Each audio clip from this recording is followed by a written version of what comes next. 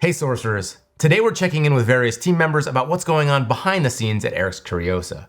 Right now, the team's hard at work getting our upcoming initiatives ready for launch, and we're grabbing them in the middle of their work for some quick informal check-ins. We're going to talk development, design, and studio operations, so let's go around the room and see who we can grab. All right, Rafa, thanks so much for taking some time to talk with us here. Yeah, absolutely, man. Good to be here. So just got a few quick questions I want to check in with you on. So first off, where are things with regards to development for Gothic? They are almost out of the door, man.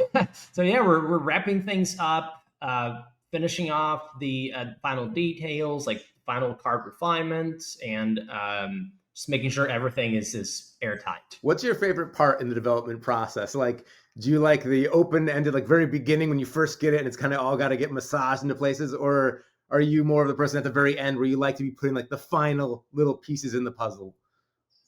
That's actually a good question. I think I definitely enjoy different aspects of different stages of development. Like I do really appreciate like refining cards and especially when we get the art right and making sure that everything like there's it's coherent, it's cohesive. But every now and then it can be a bit tiring as well, right? It can be a bit taxing. Like, okay, we're refining and refining. It's like, okay, I feel like this is really good, but sometimes getting a card from like 7 out of 10 to like 9 out of 10 design, it can be quite time consuming, and sometimes just have to let it go. This is the part where you're reminded, like, this job is so much fun, but then there are times when you're like, all right, this is the real work. It's like moving and you get everything out of the house, and there's those last few rooms you got to clean. You're like, oh, God. Yeah. So, but we're getting there.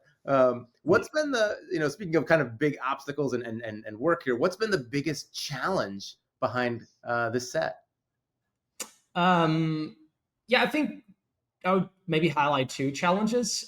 One has been, it's a big set. So it's a really big set, a lot of cards. So we need to make sure individually they work, right? And they also like would combine well with previous sets. But also making sure that we have a solid product, right? So if you're going to draft, if you're going to maybe play sealed, or if you're planning on playing with the Precons, right? You're gonna have Precons again. So we're making sure that everything works well, right? Like, and no matter how we're going to use the product, we want to make sure that it's gonna be a really, like, we're gonna have a blast. So we've been testing that a lot ourselves as a team, right? So I think like you're talking about some of the challenges. One that has been quite a cool challenge to revisit really has been the development of the Precons. So we've been playtesting them a lot, making sure that they're balanced, that they're fun to play with, and it's been a cool challenge as well because now they're a little bit more thematic compared to like alpha and beta. So finding the right spot there for like, hey, this is a cool theme, but it's still like broad enough that people can expand, maybe go take it in different directions when they start like maybe editing their Precons to their own liking. So that I think has been a really cool challenge. Yeah, especially as we go a little bit wider here with Gothic. Like, this might be a lot of people's first touch point with sorcery in the future.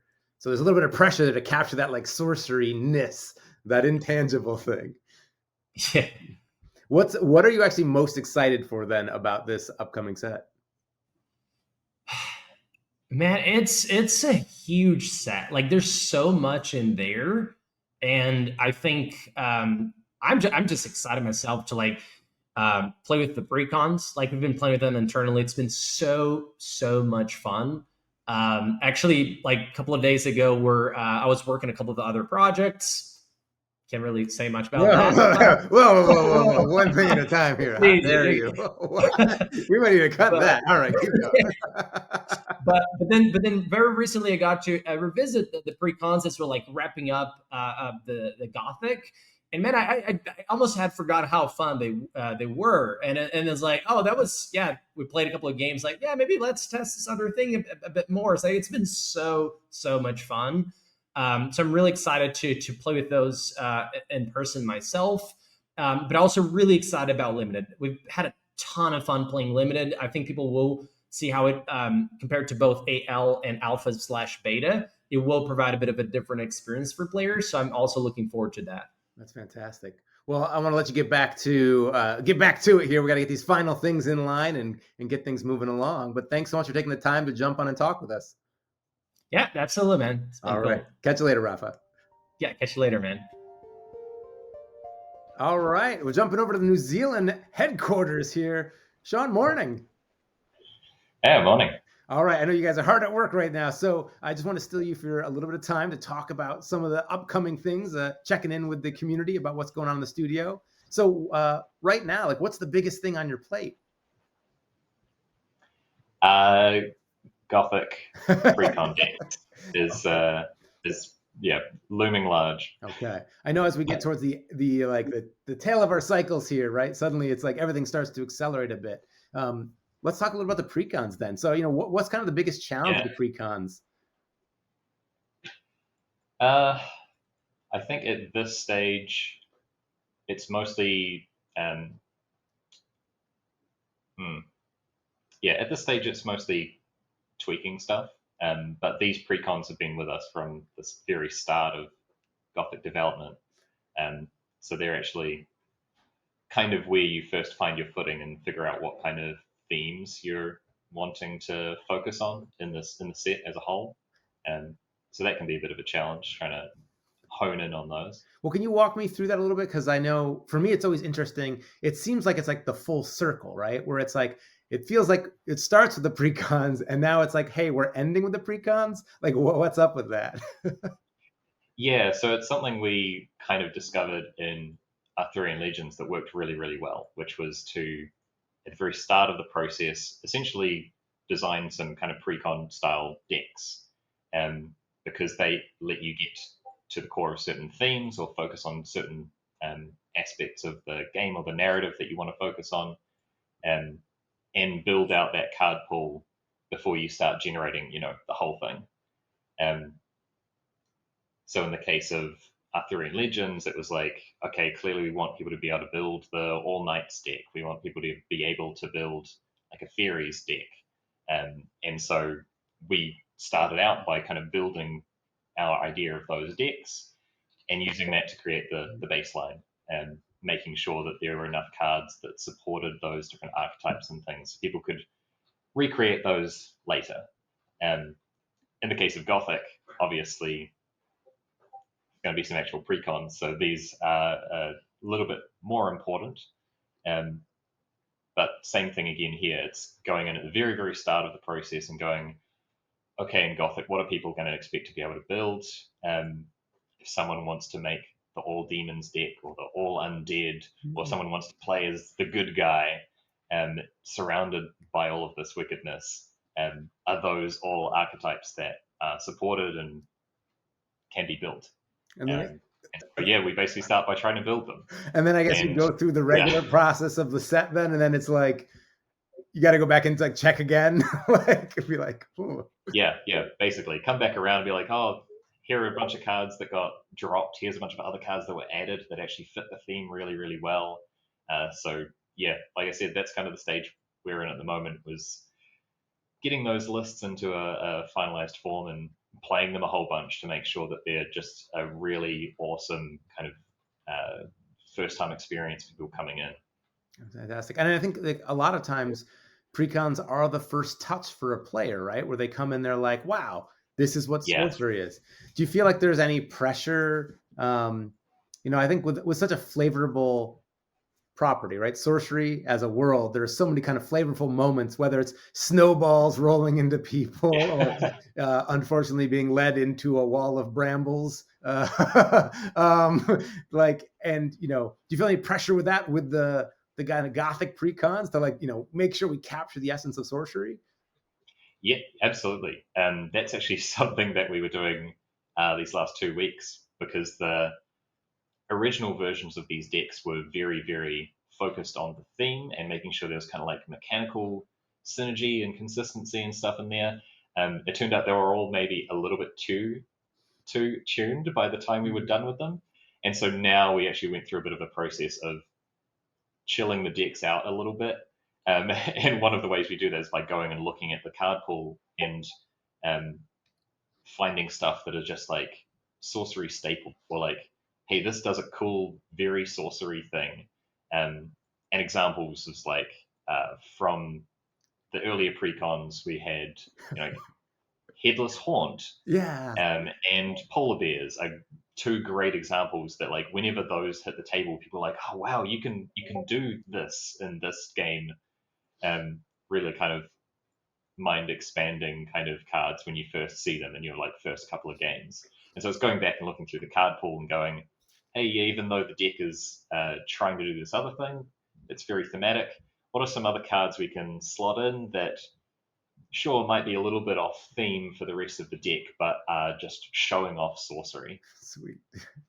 Well, I guess it's a hard one because I guess like it's not time just yet, but we don't have we're not revealing anything right now, folks. Sorry, don't turn off the video yet. But Be very careful with my words here. Yeah, it's a tricky question to ask. Like, what are you most excited for with the precons when you can't, or like with Gothic even, or with the precons when you can't necessarily like spill the beans just yet? Probably avatar options. Oh, there's a few. Okay, I see we're going there. Yeah. And really, we had kind of enough. I'm trying to be vague here. We had enough like avatar slots in the skeleton this time around that we've got some really cool, super strong thematic stuff. Yeah. And then a couple of like weird guys over here. I think that's something really interesting about sorcery in general, right? Is that the avatars really unlock a lot, right? And so even having additional avatars beyond a certain amount makes a whole world of possibility. No, I can hear what you say. I look forward to talking with you in the future about what your favorite avatar in the set is, though. I think there's going to be some fun there. But I don't want to get people too excited on the just the future yet. But I do see Erik's in the background. Is there any chance maybe we could grab him for a second? I want to hear about some of the art stuff. Erik, do you have a minute for Chase? I'll just finish this evening. Okay, we'll do it. We'll do it live here. But time lapse. While we're transitioning, then yeah, I don't know. I think here we go. All right, Erik. Oh my gosh. Okay, so people are excited. We're in that gap, between coming off all the exciting things from last year and then leading into all the good things to come with organized play and other things like that in the future. Can you talk to us a little bit about kind of what's on your plate right now in regards to Gothic? So, like, what's kind of the snapshot of where we're at with things? Well, it's right now at the stage where you sort of try to tie the bag together, and you're waiting for the last pieces of art to come in, and you kind of get rid of the last cards that just didn't quite work out game design wise, or the art is too late, so now we put something else in there. So it's sort of like a jigsaw puzzle where the pieces are sort of changing as you're trying to fit them in. So I know from behind the scenes that you are working on a longer time scale with sets and other things like that, but I think people might be kind of interested. So like, what happens, when a piece doesn't make it in or doesn't go into a set, right? I think people are aware that there's sometimes art that has been shown or is out there that hasn't appeared yet. Does it just kind of disappear somewhere, or what does a possible future hold for art that doesn't make it into a set? Well, we always keep it in mind for future things, for future sets. So sometimes an art piece sort of looks too jovial for a set, and then it might not fit in Gothic, but then there would be something that it fits for later. And there can also be, like, it can be used for promos. I think there's some examples of that happening in the Dust Store and the tournament prices. I feel like there's a theme in this video where I just see them leaning in like but yes, maybe. Yeah, but basically we try to find use for it, but sometimes it can be 2 years or even 3 years before you find the perfect. I mean, it's fun for us in the Discord in our work environment too, being able to look and see like, oh yeah, here's like the future sets coming down the line. So yeah. So I think what's maybe the biggest challenge that you face with you just art, maybe specifically to Gothic? Like, were there any things that you found that were different from Arthurian Legends when it comes to maybe theme or the art itself? It's actually easier because it's a broader theme, so you can. Yeah, it's just a wider variety. Like it's a less art directed set in a way, because it's a little bit more like anything goes, as long as it's sort of interesting and Well, yeah. memorable. Can you like dial in on that a little bit more for me? So like, how was Arthurian Legends as like a set? Was that at all like more restrictive, specifically because of the setting? There's a very specific vibe, right?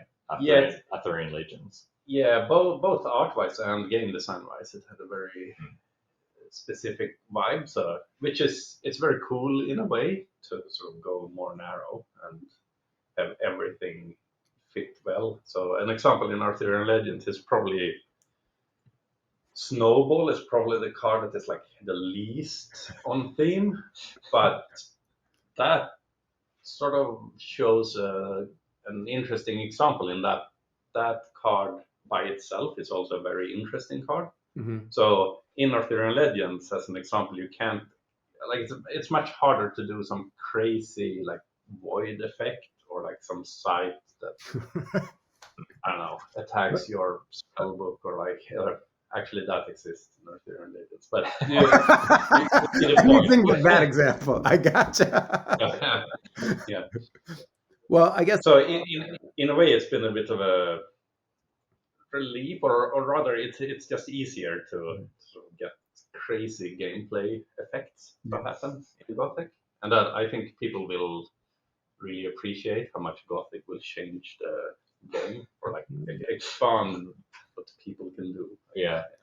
With Gothic, with Arthurian Legends, we saw some. I guess we call them like OG sorcery artists not return, and we saw some new people join the roster. What is that? Is there what can people expect coming to Gothic? Are we going to see the return of people? Is it you have very specific artists you want to use just for specific sets? What does that look like? Well, I like to keep each set a little bit distinct by the artist selection. So there are some artists coming back now that suit the sort of horror style a bit better. So I feel like those would be probably easy to identify from if they were invaded by but okay. So, everyone's thinking the same name right now. So for example, Brian Smith fits really well in a Gothic horror set. Yeah. And maybe less well for some classic Unnight illustration. Yeah. There's a couple of returning names like that well, people can probably guess. Right. Well, we've got a really exciting lineup for this year for things to reveal and showcase, and there'll certainly be some old favorites making an appearance. Right? Is there anything what are you most excited about for this set? Probably all the. Well, going back to the thing about being able to design more sort of crazy things. There's a lot of avatars in this set, and they do crazy things. Yeah. That's a bit of a favorite. Yeah. All right. Well, I realize there's somebody who's not getting an email right now. I think so. I thank you so much for jumping over and checking in with us. And if people in the community have questions, make sure you drop them down in the comments below, and we'll see if we can answer them in the future. And we'll let you all get back to work. And yeah, thanks. All right. See you. All right. Catch you later. All right, Simon, thanks so much for taking some time to talk with us. Thank you, Chase, for interrupting my busy schedule. I know you're rather keen to get some information out there to our players and fans. So happy to share what's going on at the moment. Well, I feel like we're kind of on this wave that's about to crest here. So I know there might be some limited things you can share, but let's dive into it. What are kind of some of the biggest things on your plate right now? Yeah, let's talk a little bit about where we are with the business and kind of the way things like gestate throughout the year. So, as an example, we're working on a large set which is Gothic, and right now is a critical time. As we finished out last year, we kind of basically got Arthurian Legends into stores, did a lot of that type of support. But with Gothic, we then have to enter a production cycle, and it's rather a fraught time for the whole team. My role with this is really to help in terms of accelerating the production side to make sure that we have the samples, the packaging. Erik, Mike, the others, they're responsible for what those look and feel like. But in terms of actually pulling all this together, this is where I get involved in the business side. And so right now we're right in the midst of doing a couple of things, which is Gothic and also the Dragon Lord set as well. Now, Dragon Lord will be first. And so we're carefully kind of going through some of the cards. Our team kind of are perfectionists, and they wanted to make a few very slight changes to the Dragon Lord. But I can tell folks we're actually in the sampling stage at the moment, and the sampling includes both the cards and the packaging. Put those things together. It's a rather easy product for us to make because it doesn't have huge amounts of randomization and collation in it, and it's obviously quite a small set. So that should go quite swimmingly through the production pipeline. We turn our attention to Gothic, and we have two products that we need to create, which is obviously the pre-constructed decks, in addition to the booster box. Now, the pre-constructed decks are the things we want to try and get done first. These are, again, easier for us to print and pack. This is quite a well-known entity for us, so we can get that done. And we're at the stage right now where we're going to sending cards out. We still have to wait for some of the artwork to come back. We are at the mercy of our artist's creative schedule, and so when art comes in, then we can finish that process off. But we kind of front run this by basically play testing things extremely thoroughly. And then we have the production pipeline that Mike uses to actually lay out, set the cards, and then we send them over to the printer. So we're right on the cusp of that process. For the Gothic booster box, obviously it's a much larger set, and so we have a little bit more work to do. Erik has created an initial design, which we're moving forward with in terms of getting some samples. Maybe looking to experiment a little bit there. I'm not going to share too much at this stage, but it's a case of we absolutely want this to be an awesome product. Erik's favorite word is awesome, and so everything we do really has to reflect that. So that's where we are. It's this time right now where we're on the cusp of entering production at scale, but it requires a lot of diligence, a lot of concentration. We need to make sure that the typesetting is correct for cards. We haven't forgotten anything. Everything's included. This is what our team is doing, and this is where we're heads down. It basically requires that level of diligence, and also we need to start making plans for what we do later this year. Yeah, and I feel like sometimes, well, let's talk about some of the challenges, right? Sometimes we're working with external stakeholders, other partners. Unanticipated things can arise. I know it was a little bit of a tough challenge with the binders that we had earlier this year. And can we talk a little about what the maybe future plans of that might look like? Absolutely not. No, okay. of course we can. I saw that one on your list. I thought, okay, you're going to dig a bit deep. Yeah, so the binders, I'm delighted to tell people that our production partner have completed another production run. Now, obviously, we were rather stringent on the requirements, and they are due to be shipped to us. I don't think we hit the new year in China, but following that, and it normally takes about 6 weeks just to give people an indication of where we are.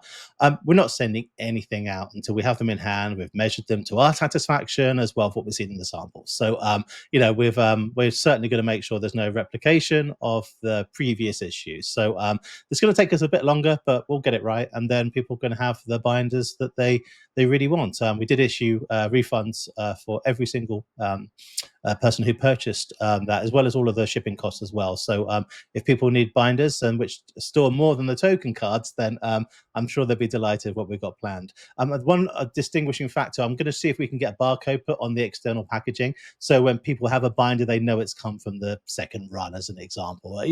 Just a small thing, so people can actually have some kind of surety as to potentially the provenance of that particular binder. Not for collection purposes, it's just more for identification. The fact it's been certified and there are no issues. So the binders are something we're doing. In addition to that, we are restocking the store with merchandise, including t-shirts and the hoodies that Chase is wearing. Mm. So These are quite delightful. I mean, come on, Simon. People are freezing out there, right? We gotta. well, yeah, exactly. A little bit warmer here, actually, but yeah, we're making sure that the more robust sizes are restocked. We saw those sell out first, and it wasn't just me and Chase. Right. There are other people. So I think it's the extra large, XXL, and XXXL are being restocked. So We can we'll get never that go done. too big on a hoodie, Simon. Right? Like, it's just. You can actually, if it gets wet in the sleeves, then it's not good. So Yes. you need to avoid that. But the hoodies are amazing. T-shirts are great. We've had very few people complain about issues. I think we had like 3 people saying about the stitching, in which case we just issue a replacement. So if anybody has any issues, just let us know. But we're pretty happy with the way things have gone so far. The printing of both the hoodies and the T-shirts is complete, pending a pickup. We'll get them over to our fulfillment partner, and then we'll restock the store probably maybe I think next week, depending on when we can get that pickup completed. We want to make sure we have it in hand before we start committing to reopening our Shopify shop. Yeah. And if you're looking to find out when that all happens, make sure you're following our Sorcery socials. We'll be posting it there, certainly.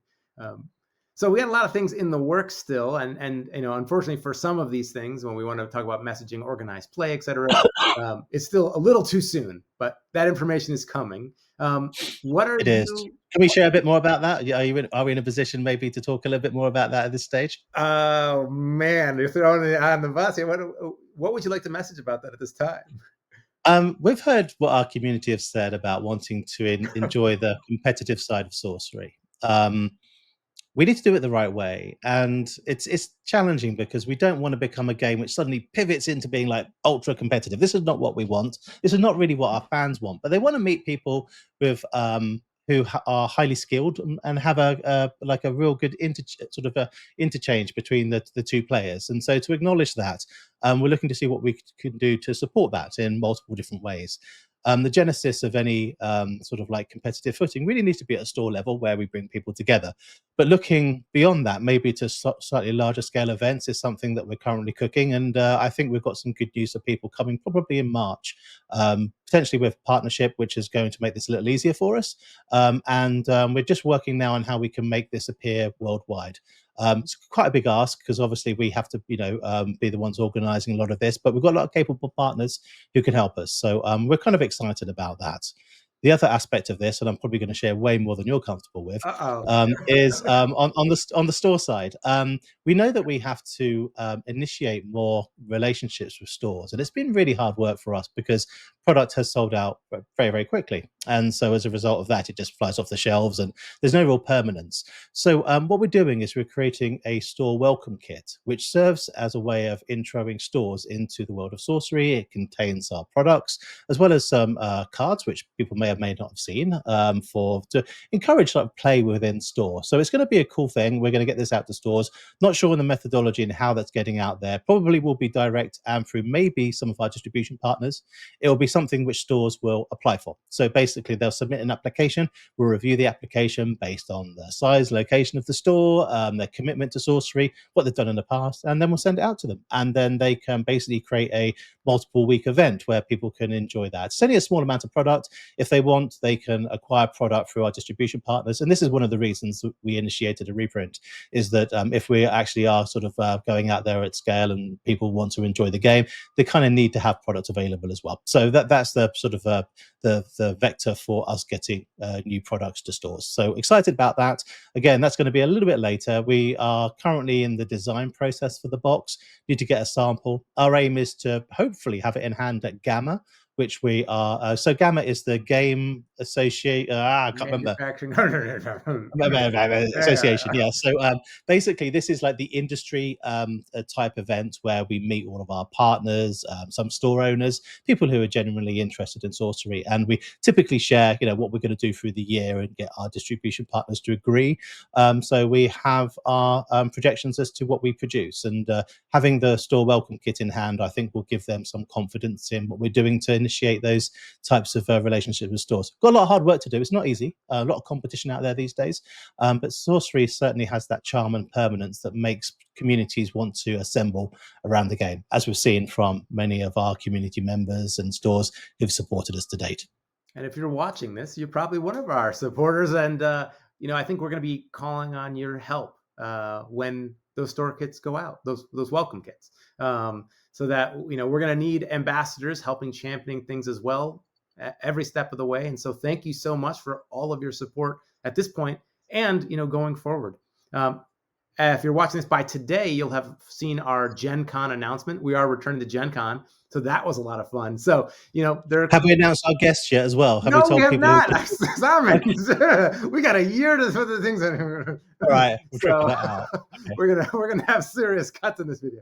No, but we tease, we joke, but like we do want to get information out to you, and it is important that we message things at certain times to make sure we have all this interest as we go through things. We got some exciting stuff in the works here.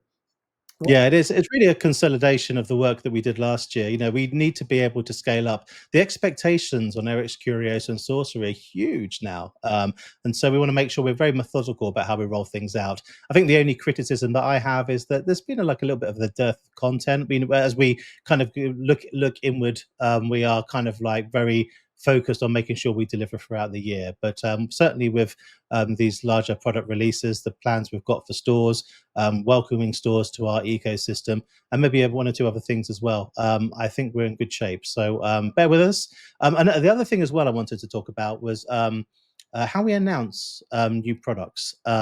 One thing that we heard as potentially criticism, but feedback from the community is, well, you were really secretive about Arthurian Legends. And the answer was, yes, we were, because it was that kind of feeling that we wanted to give. With Gothic, we're changing things up a little bit. So there will be more information shared over a longer period of time. And people can really, truly get excited about Gothic. I'm not sure when we're kicking that off. I think Chase is chasing for a Valentine's Day card or something like that, maybe. I don't know. I think people will be surprised. Well, we won't pass any judgment at this time. I think there'll be some reveals coming up soon. Oh, I know what that one means. Okay. I'm giving away too much. But, shoot, did I? but the long and short of it is there's a lot of fun, a lot of room for us to have fun and play with some of these reveals and get stuff out to people. So stay tuned. And there's a lot of cool stuff to share. Absolutely. The Gothic's amazing. We always say that. Well, that's the thing. That's the problem, right? Is I feel like I was so excited for Arthurian Legends, and then we take all that information, we learn all those lessons, and now it's now I'm really excited for Gothic. Yeah, one thing I want to tell people is that the team are really happy. They're constructive. We've got a really good vibe going at Erik's Curiosa. We're very, very secure financially. Things are going great. And I think the only thing we want to try and do is give people more of what they want. So that's our job for 2025. And stay tuned. I think we're kind of building that scaffolding and systems. And be sure to check out some of our recent gameplay videos from the league and other videos upcoming, because we got lots of cool stuff in the works. All right. Well, very good.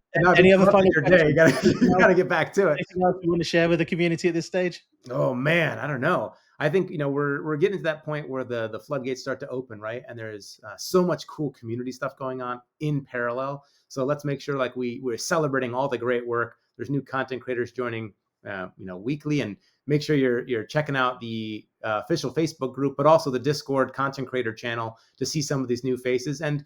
Hop in there and say hi in the comments to these folks, right? As our community grows, what we want to do is show new people what we're all about, right? And community is such a big part of what we are all about. So I'm most excited for, the event seasons here kind of kicking off. I feel like we're on this yearly schedule starting in January now. Everything starts to pop off. We've got things happening in Europe. We've got things happening in planning going with the Courts & Cup stuff. We've obviously got our now announced Gen Con event. More information on that coming in the future. But I don't know if any eagle-eyed people are starting to realize that our Gen Con stuff lines up with the Gen Con announcement date stuff, but I don't want to put any pressure on us going forward. But there's lots more to come. And thanks for bearing with us as we're in this lull period. We're kind of at the top of the roller coaster. So now, put the bar down, buckle up, get those hands ready, and we're ready to go. Let's do it. All right, folks. Well, thank you very much. We look forward to communicating more very soon. And if anybody's got any questions, you can put them in the comments below. And we'll do our best to see what we can do to give you some direct answers. All right. Thanks, Simon. We'll catch up with you later. No worries. Back to it. All right. Folks. Bye-bye.